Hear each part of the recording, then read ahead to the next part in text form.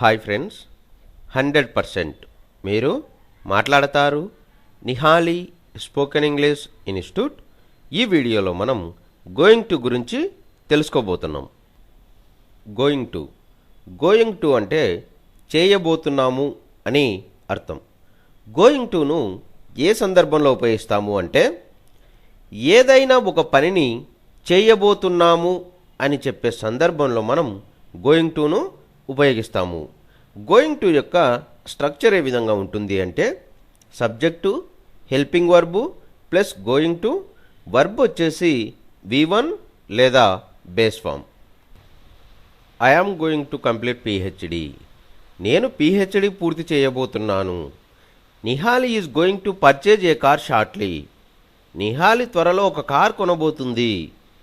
Manvik is going to take MBA. Manvik MBA తీసుకోబోతున్నాడు. They are going to help her. వారు ఆమెకు సహాయం చేయబోతున్నారు. We are going to learn English next week. మేము వచ్చే వారంలో ఇంగ్లీష్ నేర్చుకోబోతున్నాము. గోయింగ్ టు అంటే చేయబోతున్నాము అని అర్థం. గోయింగ్ టును ఏ సందర్భంలో ఉపయోగిస్తాము అంటే ఏదైనా ఒక పనిని చేయబోతున్నాము అని చెప్పే సందర్భంలో మనం గోయింగ్ టును ఉపయోగిస్తాము. గోయింగ్ టు యొక్క స్ట్రక్చర్ ఏ విధంగా ఉంటుంది అంటే subject, helping verb plus going to, verb వచ్చేసి V1 లేదా base form. I am going to complete PhD. నేను PhD పూర్తి చేయబోతున్నాను. Nihali is going to purchase a car shortly.